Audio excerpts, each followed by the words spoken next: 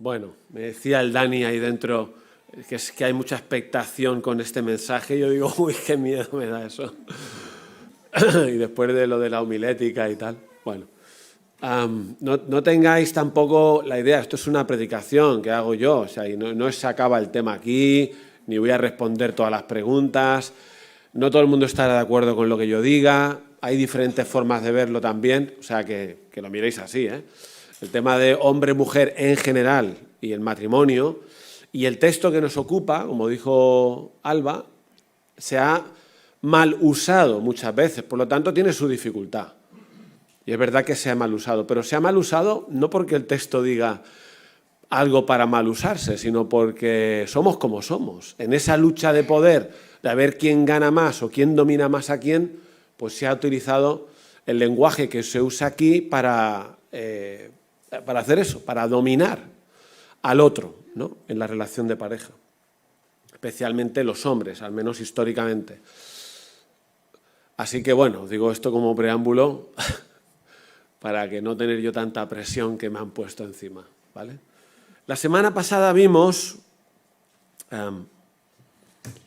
una característica de todo cristiano cuando entrega su vida a Cristo y le convierte a Él en su Señor y se va renovando en esa entrega, es que es lleno del Espíritu Santo. Estamos en ese contexto. El texto que nos ocupa hoy viene de ahí. Y que eso de ser llenos del Espíritu Santo produce en relación a los demás una actitud de humildad tal que somos capaces de someternos unos a otros. No hay orgullo, no quiero imponerme al otro, pensando en la Iglesia ahora, porque el versículo 21 del capítulo 5 creo que piensa en la Iglesia. No quiero imponerme al otro para que el otro haga lo que yo quiero. Como dijimos, los considero como superiores a mí y sigo el ejemplo de Jesús, que es lo que cita Pablo en Filipenses 2. Jesús que se humilló y se sometió a la voluntad del Padre. Sin que esto signifique, en el contexto de la Iglesia, que alguien es superior a otro o inferior, o que alguien sea el Señor de nadie. El someterse es algo voluntario, no significa que uno renuncia a su dignidad o que siempre cede o que es como un tonto, ¿no? Que se somete. Igual esa idea son ideas que pueden haber, ¿no?, en cuanto a la palabra sometimiento, que es nada popular hoy en día. A veces puede haber alguien, en el contexto de la Iglesia sigo hablando, que se somete a otro porque cree que es inferior como persona, ¿no? Y nada que ver con todo esto. También vimos que, además del sometimiento mutuo en la Iglesia, lo cual significa esta actitud con respecto al otro, hay situaciones que en el Nuevo Testamento se describen también de sometimiento a lo que llamaríamos figuras de autoridad, como gobiernos. Se dice que nos sometamos a las autoridades, a los ancianos y pastores en la Iglesia, a los que sirven, como una actitud que ha de caracterizar también al creyente en relación a lo que serían figuras de autoridad, que las hay en la sociedad, ¿no?, y en la Iglesia. También dijimos, matizamos, que ni ese llamado a someternos unos a otros en la Iglesia ni a las figuras de autoridad significa que eso es un sometimiento absoluto, como si tuviéramos que hacer cualquier cosa que cualquiera nos diga. Mencionamos el ejemplo de los apóstoles que le dijeron a los líderes judíos: nos es necesario obedecer a Dios antes que a los hombres. Y dijimos también, en el caso de la Iglesia especialmente, por ejemplo, en el llamado a sujetarse a los ancianos y pastores, que eso tiene una contraparte en los ancianos, que tienen que ejercer su cargo con humildad, no como teniendo señorío de la Iglesia, sino siendo ejemplos con ánimo pronto, como dice 1 de Pedro 5, y velando por la Iglesia como quienes tienen que rendir cuentas a Dios, ¿no? Así que hay ese llamado al sometimiento mutuo o a las figuras de autoridad, pero en el caso de la Iglesia también se pide esa contraparte. Al final del mensaje de la semana pasada ya entramos en materia en lo que se refiere a lo que el apóstol Pablo va a estar explicando y que vamos a ver entre hoy, la semana que viene y la otra. Otros ámbitos de relación donde se tiene que notar esa actitud de sometimiento que se pide que ocurra también en la Iglesia. Vamos a hablar de esposos y esposas hoy, padres e hijos, la semana que viene, trabajadores y jefes. Y como digo, hoy vamos a fijarnos en la relación esposo-esposa, que como dice el texto que se ha leído en Efesios 5, en el penúltimo versículo, bueno, habla de que es un misterio, ¿no? O sea, el tema del matrimonio es como un misterio, y Pablo acaba diciendo, y esto digo en relación a la Iglesia y Cristo. Es como que en este pasaje especialmente lo que tiene que ser un matrimonio es un reflejo de la relación Cristo con la Iglesia. La semana pasada hablamos de la igualdad que hay en la Iglesia, por eso se nos pide que nos sometamos unos a otros sin tener en cuenta ni sexo, ni posición, ni cargo, ni raza, ni si eres inmigrante, si no importa. Cualquier persona. Además, eso fue revolucionario. En la Iglesia, como dijo el apóstol Pablo, Gálatas 3, ya no hay judío ni gentil, hombre o mujer, esclavo libre. Y en el caso de hombre y mujer, hicimos mención a que ambos también son iguales porque fueron creados por Dios a imagen y semejanza de Él, y a ambos se les dio el mandato de llenar la tierra y sojuzgarla, ¿no? Entonces hablamos de este principio de igualdad. Ahora, el texto que hemos leído pasa de ese principio general de la Iglesia a hablar de esos tres ámbitos, y en el texto que a nosotros nos ocupa se menciona una división de rol, al leerlo tal y como está aquí. Si leemos en Efesios 5:21, en adelante, allí dice, sometiéndoos unos a otros en el temor de Dios, cosa que ya vimos la semana pasada. Las casadas estén sujetas a sus propios maridos como al Señor, porque el marido es cabeza de la mujer, así como Cristo es cabeza de la Iglesia, la cual es su cuerpo y Él es su Salvador. Y versículo 25 dice, maridos, amad a vuestras mujeres, ¿no? O sea que hace una distinción, se le pide a la mujer una cosa, se le pide al marido otra cosa. Venimos de ese principio de igualdad, pero aquí parece como que hay una diferencia en cuanto a lo que se pide a cada uno. Ya sabemos que esto, si lo leemos sin tener en cuenta el contexto que hemos mencionado, se presta a los errores que antes hemos dicho, pero ya hemos repetido que esa división de roles que aquí aparece no implica ni inferioridad, ni superioridad, ni dominio de nadie sobre nadie, como ahora vamos a ver. Estas diferencias, hombre-mujer, que aquí aparecen en el Génesis, están en el Génesis, en capítulos 1 y 2. Hemos dicho allí hay un principio de igualdad, hombre y mujer, porque han sido creados a imagen de Dios, se les da a los dos el mandato de llenar la tierra y sojuzgarla, pero en el capítulo 2 se observan algunas diferencias, como por ejemplo el hecho de que el varón fue creado primero, o que solo el varón recibió las instrucciones de Dios en cuanto a no comer del árbol, o por ejemplo que después de la caída Dios pidió explicaciones en primer lugar a Adán. Esas diferencias, que nosotros podemos darle más o menos importancia, son las que cita el apóstol Pablo para explicar que el varón es cabeza. Y como vimos la semana pasada en 1 Corintios 11:3 y 7 al 9, y 1 Timoteo 2, 12 al 13. Esas diferencias del capítulo 2 son las que cita Pablo para hablar de que el hombre es cabeza de la mujer. Y esta importancia de Génesis 2 y Génesis 1, Jesús la refrenda o la corrobora porque él, en materia de matrimonio y de divorcio, en este caso, cuando le preguntaron sobre el divorcio, él contestó, Mateo 19:4, diciendo, ¿no habéis leído lo que el que los hizo al principio, varón y hembra los hizo? Y dijo, por esto el hombre dejará padre y madre, se unirá a su mujer y los dos serán una sola carne. Así que ya no son más dos, sino una sola carne. Por tanto, lo que Dios juntó no lo separa el hombre, ¿no? Jesús, cuando tiene que responder a aquella pregunta sobre si era lícito divorciarse por cualquier causa, responde basándose en Génesis 1 y 2. Así que en Génesis 1 y 2 vemos ambos principios. Somos iguales, pero a la vez diferentes. Hay dos sexos. Originalmente somos diferentes en ese sentido, hombre y mujer. Como dice John Stott, que es un libro que trata muchos temas, pero habla de esto también en su libro de la fe cristiana frente a los desafíos contemporáneos, esas diferencias que nos hacen ser hombre o mujer, esas diferencias nos hacen ser complementarios. Y este es un principio muy importante que tiene que ver con hombre y mujer y con el matrimonio. Somos diferentes y por eso complementarios.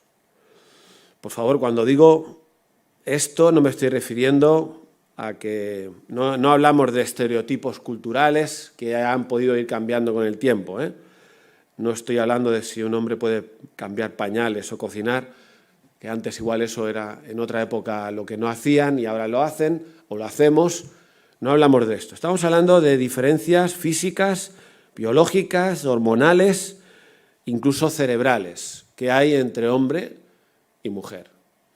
Eso es pura ciencia, no tiene que ver con estereotipos. Hay un vídeo de una psiquiatra que a veces sigo yo en las redes, en YouTube, Marian Rojas, esta P, que habla de las diferencias cerebrales, ¿no? De cómo el hombre, o la mujer, mejor dicho, tiene más interconexión entre hemisferios, el hombre menos, y eso tiene una serie de consecuencias. Esas diferencias que hay entre hombre y mujer no son malas ni buenas, son las que son. Y hoy en día se quieren eliminar todas, porque pareciera que mencionar diferencias entre hombre y mujer promueve la desigualdad en valor, o porque esas diferencias se pueden interpretar desde el punto de vista del otro como algo inferior o como superior, ¿no? Y entonces ya estamos otra vez en la lucha de poder. Pero es un error eliminar las diferencias que hay, que son inherentes al hecho de ser hombre y mujer, porque fuimos creados así diferentes y porque eliminar eso, que hoy en día hay mucho esfuerzo en eliminarlo, no ayuda en nada a la comprensión acerca de cómo es el otro y cómo funciona el otro. O sea, es bueno que yo sepa que mi mujer es diferente a mí en ciertas cosas, porque así la voy a entender mejor. Y ella a mí, en aquello en que somos realmente diferentes por constitución, no hablo de los estereotipos.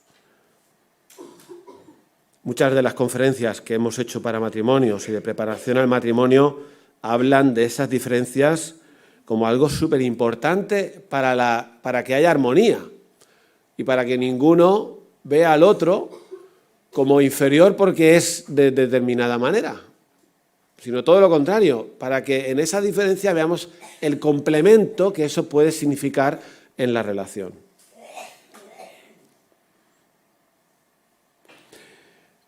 Digo que intentar eliminar las diferencias no ayuda a comprendernos y tampoco ayuda en esto que antes he mencionado de la complementariedad. Es decir, cuando Dios nos crea hombre y mujer, masculino y femenino, y eso refleja su imagen, eso significa que ambas cosas son buenas y ambas cosas se necesitan. De hecho, el hombre necesita a la mujer porque es mujer y la mujer necesita al hombre porque es hombre.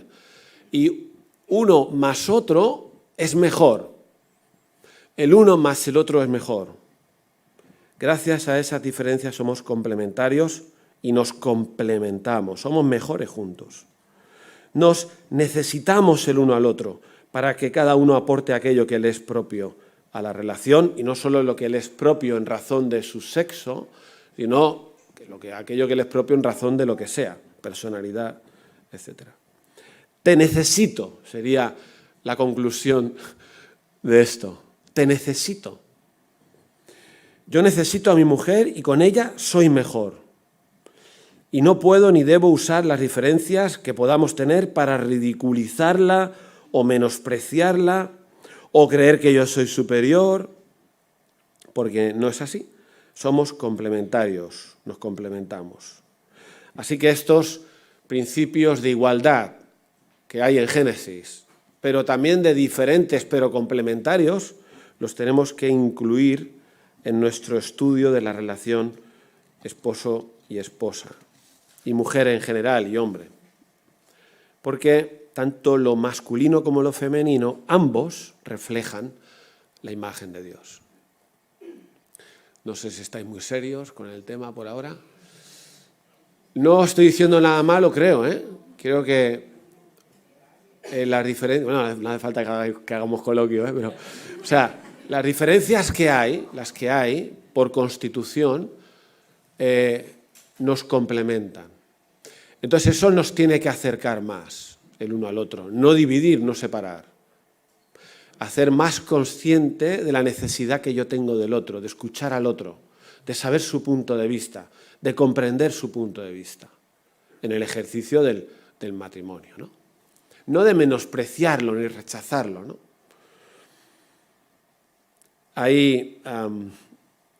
Claro, hay pegas cuando hablamos de esta complementariedad, porque es verdad que en la sociedad que vivimos, y esto es verdad, el hombre va más relacionado con los delitos en general, con lo cual pues el complemento, ¿no?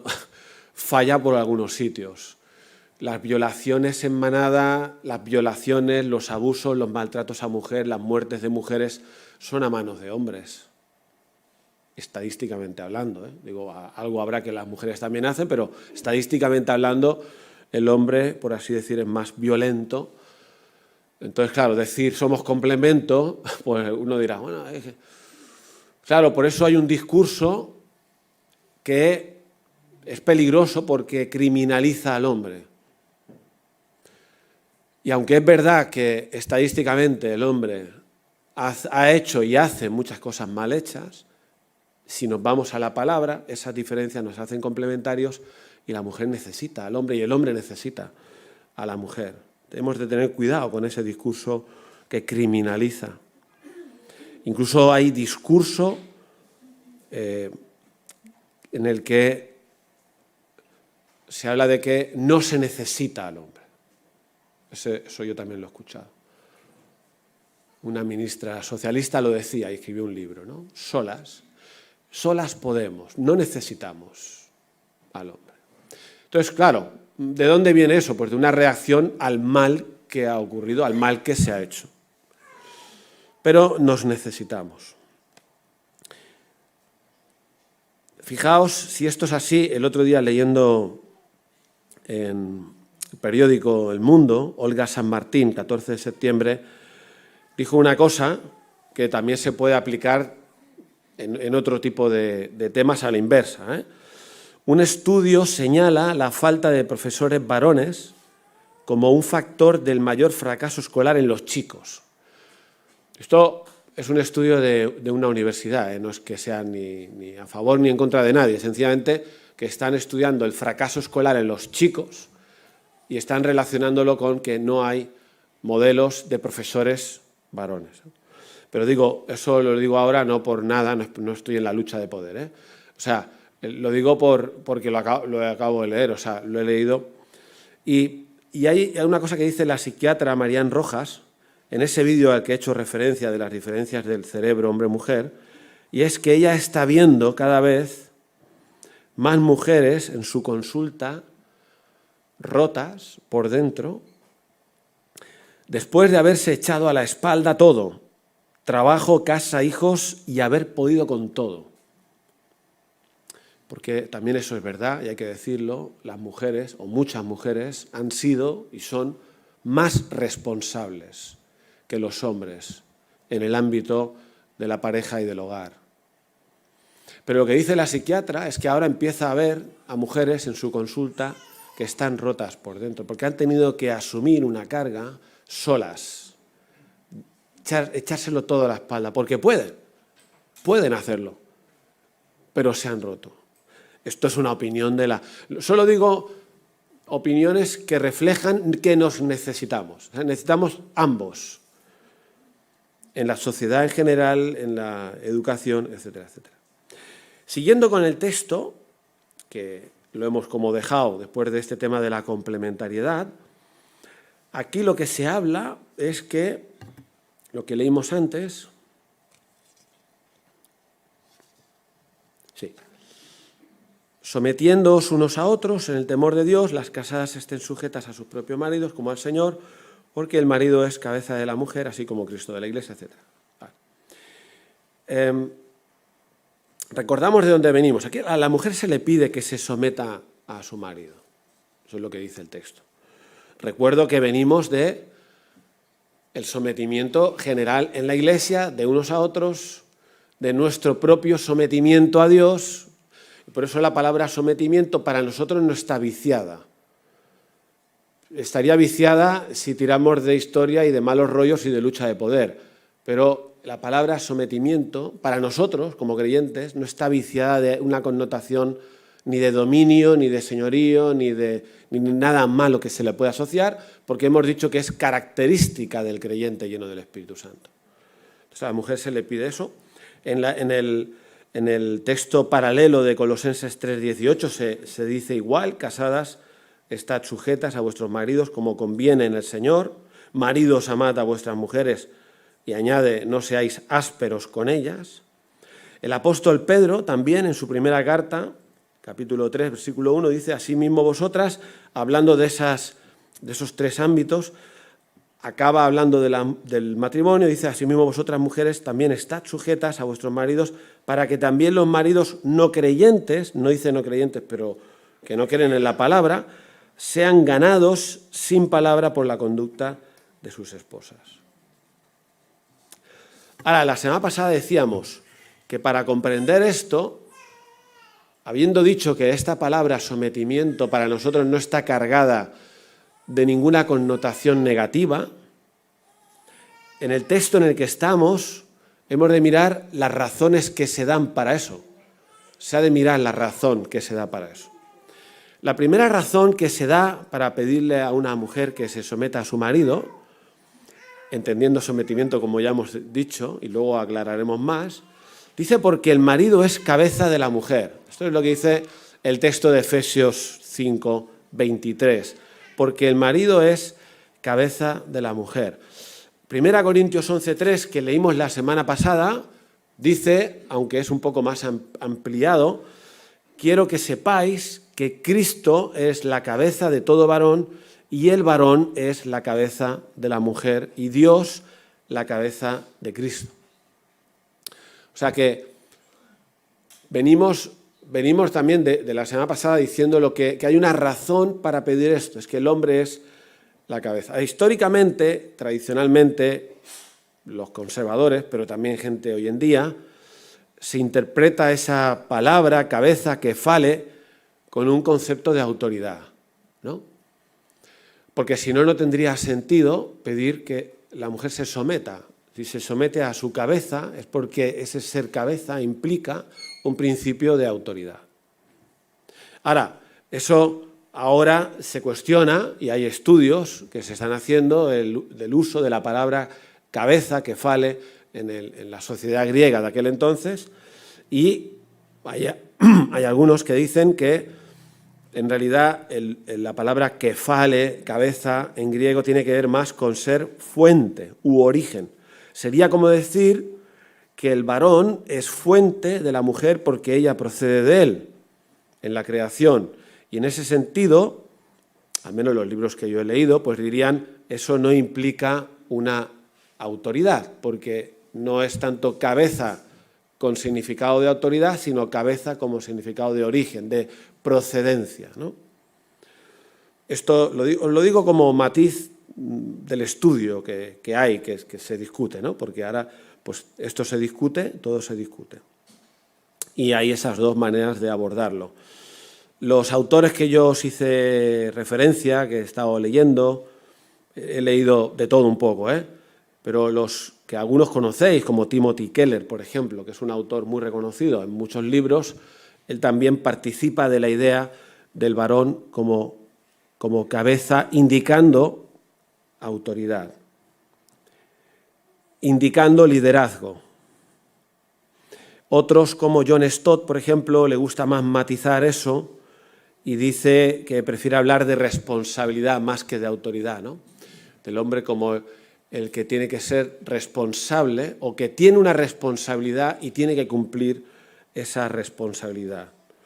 Hay un autor, me entretengo un poquito aquí porque hay mucha tinta sobre esto, que he leído, he comprado no sé cuántos comentarios sobre Efesios sin mirar quién lo escribía, o sea, así a salto de mata, para ver. Y uno que he leído que no cree en la división de roles, sin embargo, cuando hace la exégesis de este pasaje, él dice que por muchas vueltas que se le quiera dar, el significado de la palabra se tiene que entender en el contexto y en el uso que el autor tiene cuando la usa en otros lugares, ¿no?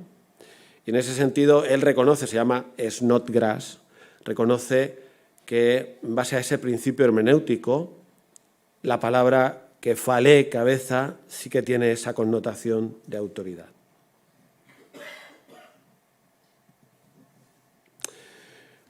Esto, que viene de esa frase, el varón es como es la cabeza, pero luego se refuerza con la idea de lo que hoy, esta mañana, hemos estado considerando. Dice, porque el marido es cabeza de la mujer, así como Cristo de la Iglesia, la cual es su cuerpo y Él es su Salvador. Es decir, no solo está diciendo que el marido es cabeza de la mujer, sino que lo compara, y en esa comparación es donde hemos de ver la manera en que cada uno tiene que ejercer el rol, así como Cristo es cabeza de la Iglesia, la cual es su cuerpo.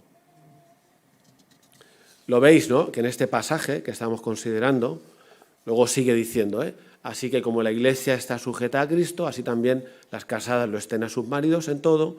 Luego dice, maridos, amad a vuestras mujeres, así como Cristo amó a la Iglesia y se entregó por ella. Más adelante vuelve al ejemplo de Cristo, porque nadie aborreció jamás su propia carne, sino que la sustenta y la cuida, como también Cristo a la Iglesia. Se dice de ese misterio de que el hombre dejará padre y madre, se unirá a su mujer, serán los dos una sola carne. Dice, grande es este misterio, pero yo digo esto respecto de Cristo y de la Iglesia, ¿no? Es como que este ejemplo, como si dijera el apóstol que el matrimonio debe de reflejar en su relación hombre-mujer la relación que hay entre Cristo y la Iglesia. Yo creo que eso quizá es lo que más fuerza tiene en este pasaje y que hemos de considerar. Esa comparación en la relación de Cristo como cabeza de la Iglesia, en la relación del marido como cabeza de su esposa y viceversa. Entonces hay un paralelismo ahí, nos toca profundizar. Es como que la actitud de la mujer con respecto al marido ha de ser similar en algún sentido a la que la Iglesia tiene que tener hacia Cristo, y la actitud del marido hacia la mujer ha de ser similar en algún sentido como la actitud de Cristo hacia la Iglesia. Claro, ¿es exactamente igual la comparación?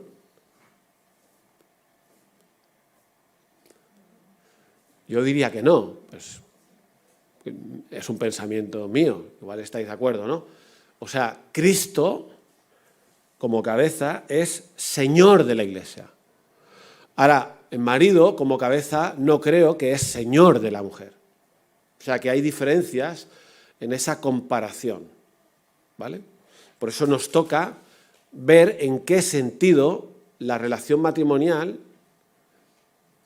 tiene que aprender y ser un reflejo de la relación Cristo-Iglesia. Que de hecho no es que sea tan difícil verlo, porque Pablo se explica, sobre todo en el tema de la responsabilidad del marido, se explica muy bien. Hay dos palabras que ilustran en qué sentido la relación Cristo con la Iglesia debe de aplicarse a la relación marido-mujer, y las dos palabras que se utilizan son amor y sumisión. esas dos palabras.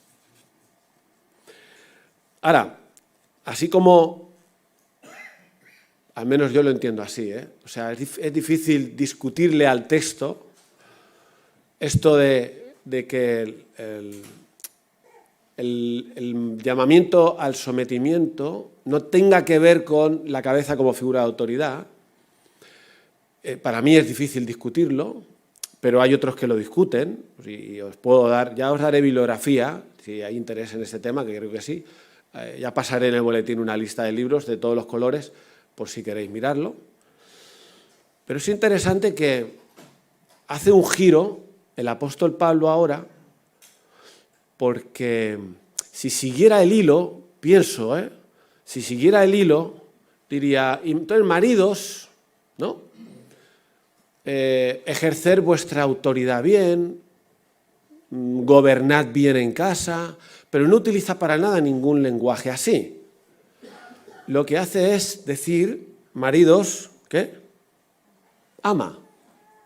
Es decir, y en este caso, que quizá es lo más claro en este pasaje, sí se explica muy bien lo que implica que el varón como cabeza ame a su mujer. Se explica muy bien. Demasiado bien y demasiado mal para los maridos aquí presentes. Demasiado mal porque a mí no me interesa amar así, la verdad. Es demasiado, no me interesa. Que me cuesta, o sea, que lo veo muy difícil, la verdad. Porque, claro, lo que está pidiendo el apóstol a los maridos es que amen a su mujer, como son cabeza, pues sí, eres cabeza como Cristo de la Iglesia, vale, pues ama como Cristo. Ama como Cristo a la Iglesia, así tienes que amar tú a tu mujer. Y añade como que se entregó a sí mismo por ella, ¿no? Ese es el amor de Cristo del que cualquier hombre aquí presente, marido o futuro marido, debería de pensar si creemos en esta distinción de rol. O sea, tú como marido, no sé qué estás pensando ahora, ¿no?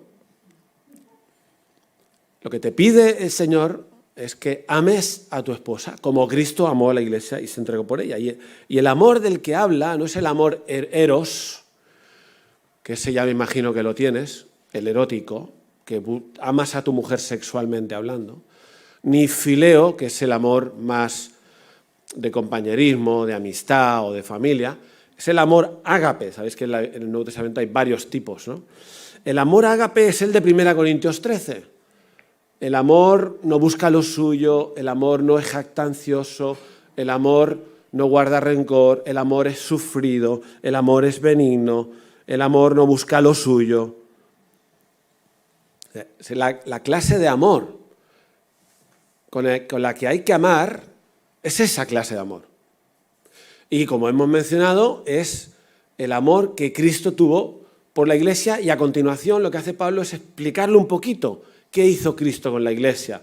Dice que es su Salvador, primero, la cual es su Salvador, dice, pero luego que, no sé si lo hemos leído, dice que, maridos, amad versículo 25, maridos, amad a vuestras mujeres, así como Cristo amó a la Iglesia y se entregó a sí mismo por ella, dice, para santificarla, se recrea, ¿no? Santificarla, habiéndola purificado en el lavamiento del agua por la palabra, a fin de presentársela a sí mismo una iglesia gloriosa, que no tuviese mancha, ni arruga, ni cosa semejante, sino que fuese santa y sin mancha. O sea, el amor de Cristo hace todo esto por la Iglesia. La salva, pero trabaja permanentemente, constantemente, para hacer que la Iglesia crezca y llegue a ser aquello que tiene que ser. Entonces, si cogemos el amor que se pide al marido, es un amor que está centrado en trabajar, en esforzarse, en conseguir, en ayudar, en lo que sea, para que su mujer, llegue a ser lo que tiene que ser. Y eso es amar. Pero es más. Ese amor, creo que lo dijimos la semana pasada también, es un amor, el de Cristo por la Iglesia, siendo la Iglesia una iglesia imperfecta. ¿Esto lo dijimos? No sé si lo dijimos, pero lo decimos ahora. ¿Cómo es ese amor que está habiendo entre Cristo y la Iglesia ahora. Porque no es que pasó porque dio su vida a Cristo en la cruz, no. El amor sigue ocurriendo, sigue amando Cristo a la Iglesia, hasta que llegue el día ¿de qué? De las bodas del Cordero. Sabéis que la Biblia empieza con un matrimonio y acaba con una boda, ¿no? Empieza con Adán y Eva y acaba con las bodas del Cordero, Cristo y la Iglesia. Cristo está trabajando, pero se va encontrando con una iglesia que tropieza, una iglesia imperfecta, una iglesia que no siempre hace las cosas bien, pero sigue amando. ¿Por qué? Porque hay un pacto, y eso nos llevaría a otro tema, que quizá también sería el tema de hoy, pero no se puede todo, el pacto matrimonial. Nos hemos casado. Cristo ha hecho un pacto de sangre con la iglesia. Ha hecho un pacto de sangre con la iglesia. Por eso su amor es incondicional. Entonces, así es como tiene que amar un marido. Pablo Martínez, he estado escuchando de todo, tengo la cabeza hecha con un bombo de escuchar predicaciones, pero Pablo Martínez habla en una conferencia sobre el liderazgo amoroso del varón como cabeza, el liderazgo del siervo. No utiliza el que manda, no, utiliza la palabra, el liderazgo del siervo amoroso. Hablando de eso, dice que, esa es su opinión, yo por ilustrar un poco las cosas, él dice que el marido debería de ser como un pastor en casa con su mujer, que está cerca de la esposa. Un marido está cerca de la esposa, digo lo que él dijo, está presente y no ausente. Mi mujer a veces me dice, ¿estás? Porque aunque estoy, pero la cabeza se me ha ido a no sé dónde, ¿no? Pero se trata de estar. Maridos, sí, estamos cerca de nuestra esposa, estamos presentes. Dice él que le das la mano. No sé si aún nos damos. Qué bonito es cuando vas por la calle y ves un matrimonio cogido de la mano. Es bonito. El marido pregunta cómo estás y pone cara de escuchar atentamente. Perdón, quería decir que escucha atentamente, no pone cara. Preguntas cómo estás. Cuando alguien te interesa, si te interesa tu esposa, le preguntas cómo estás. Y le preguntas en qué te puedo ayudar. En otra conferencia que algunos aquí estarían, yo no me acuerdo, en el IFSTE, era para hombres, él decía que este rol de cabeza tiene que ver con tener iniciativa, que está ligado a la iniciativa. Al tomar la iniciativa en el interés por mi esposa, por su situación, por cómo está, por los hijos, es ese tipo de iniciativa. No es un rol pasivo. No es estar sentado en el sofá esperando que te sirvan. Es un rol activo. Y él utilizó una metáfora en aquel entonces, que es la del espermatozoide. No sé si conocéis a un espermatozoide. Lo habéis visto en microscopio. El espermatozoide normalmente corre, se mueve para llegar al óvulo y fecundarlo, ¿no? Él usó esa expresión como para decir, mira, esto ilustra bien lo que quiere decir que seas activo, ¿no? Que te muevas para, no seas pasivo. Y él decía que la principal queja que tiene de las esposas cristianas en su consulta es que los maridos no se interesan en ellas, que no tienen iniciativa en su salud, en sus problemas, en ayudar, ni en los hijos. No hay iniciativa espiritual, es la cultura del sofá, de la comodidad, del egoísmo, del te busco solo para el sexo. La gran queja. Eso decía Pablo, y lo dicen otros también. Por lo tanto, retomando, es que el rol, si creemos en un rol de varón como cabeza, es de este siervo que ama, no que manda, siervo que ama y que busca el bien de su mujer.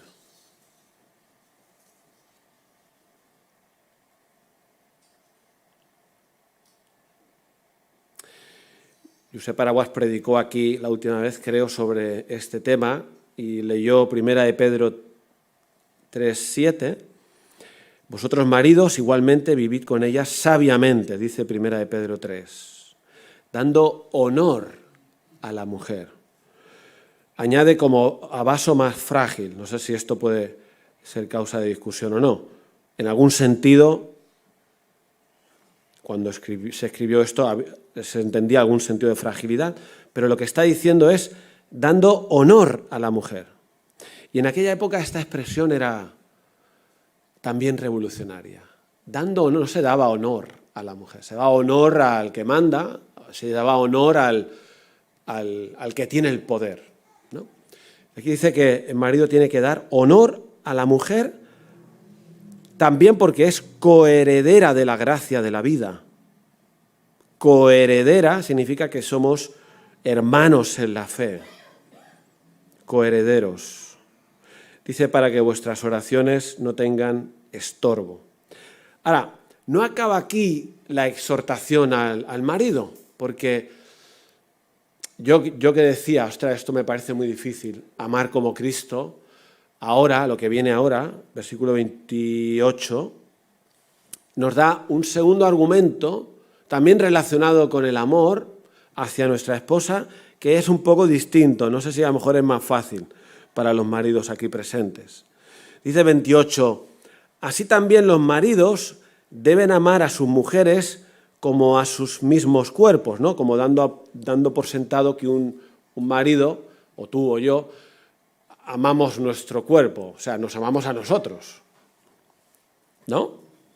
Dice, versículo 28, sigo, el que ama a su mujer, a sí mismo se ama, porque nadie aborreció jamás a su propia carne, sino que la sustenta y la cuida, como también Cristo a la Iglesia.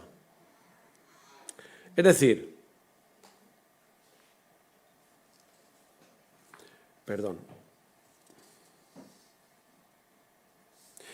Pablo cita Génesis 2:24. Por esto dejará el hombre a su padre y a su madre y se unirá a su mujer y los dos serán una sola carne. Y Pablo utiliza ese argumento de que son una sola carne y como añadió Jesús, ya no son dos, sino uno, como argumento para que el marido ame a su mujer. Pablo utiliza esto como argumento. Es como si dijera, ostras, si sois una sola cosa, ¿cómo no vas a amar a tu mujer que es parte de ti? Dicho de otra manera, no tiene sentido que la maltrates, porque es como maltratarte a ti, ¿no? Por eso, lo que hemos leído creo que quiere decir eso, ¿verdad? Dice, los maridos deben de amar a sus mujeres como a sus mismos cuerpos, el que ama a su mujer a sí mismo se ama, porque nadie aborreció jamás su propia carne, porque somos una sola carne. Ahora somos una carne, somos una sola cosa. Este es un argumento también que Pablo le utiliza para decir a los maridos que amen a sus mujeres. Que nadie, no tiene sentido, no entra en la cabeza que alguien trate mal su propia carne. No tiene sentido que un hombre trate mal a su mujer porque es tonto, porque se trata mal a sí mismo. ¿No? Porque somos una sola cosa. Este es otro argumento más.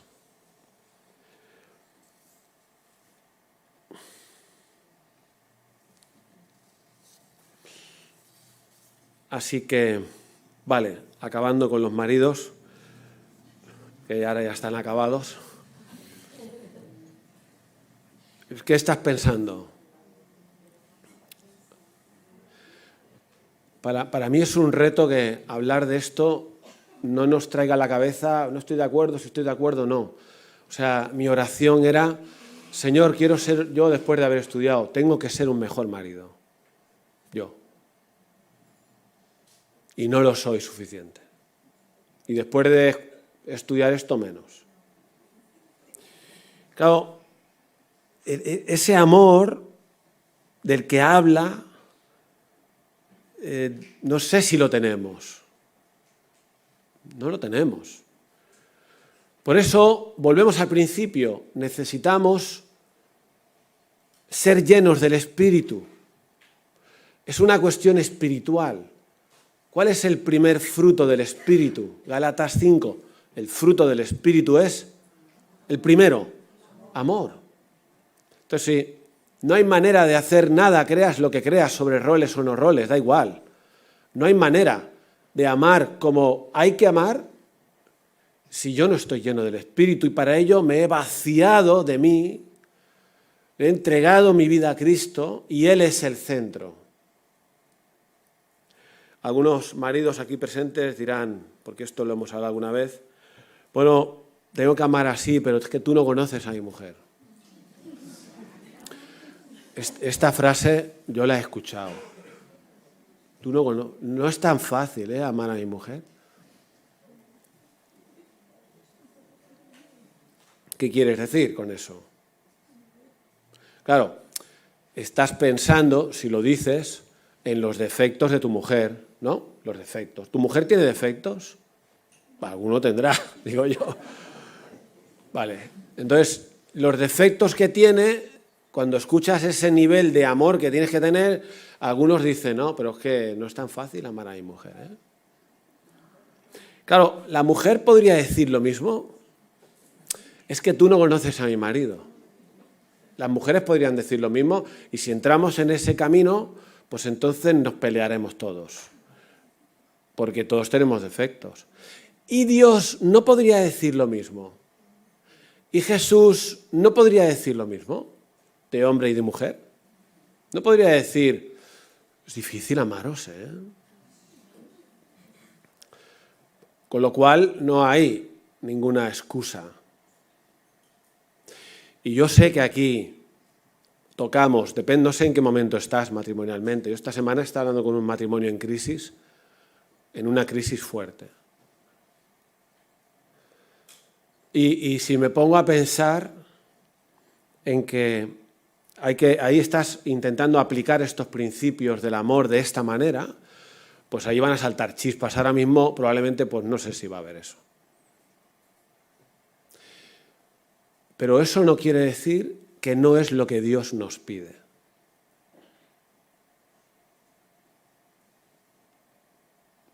Así que, como mínimo, maridos, pues tienes que salir de aquí diciendo, Señor, ayúdame, y reconociendo que no das la talla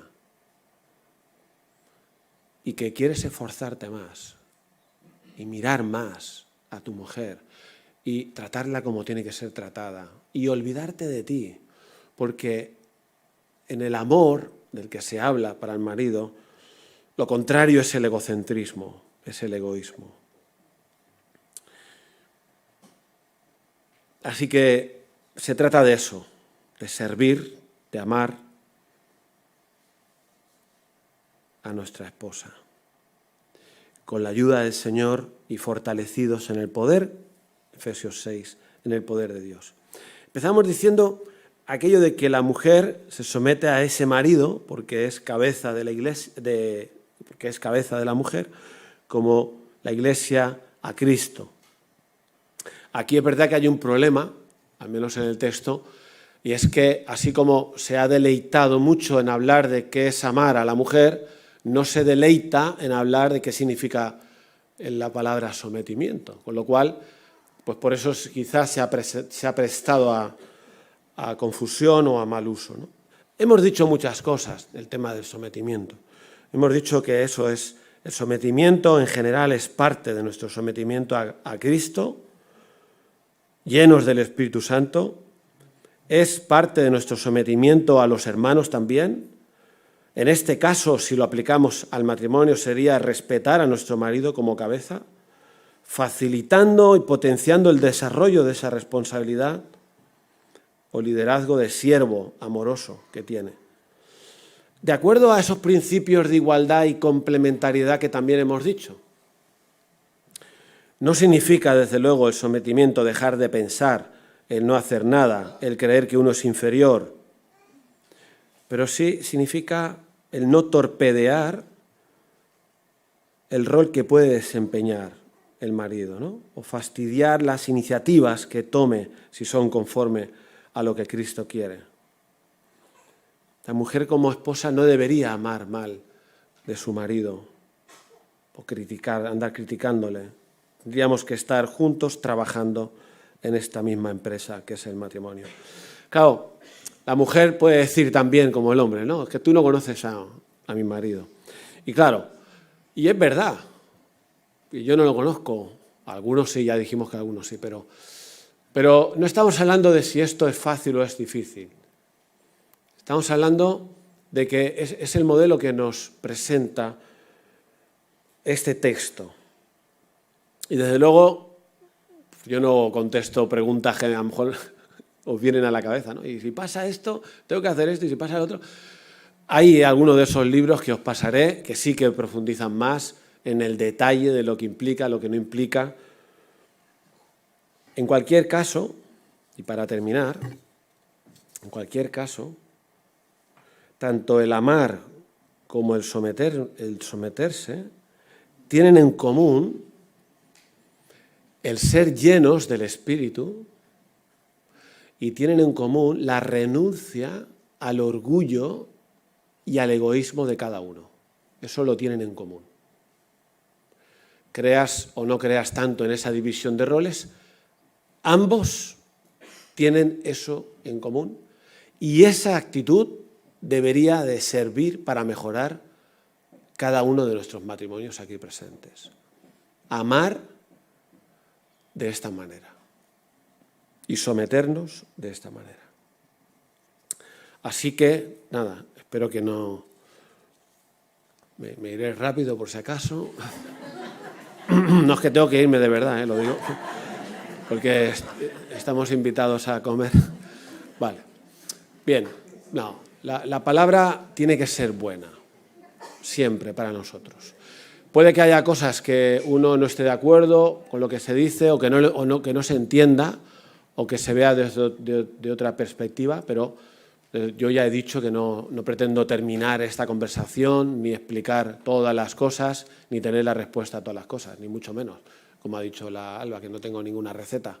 Y tiene razón, yo no tengo ninguna receta de nada, ¿vale? Así que, Dani, ¿vais a terminar? Sí.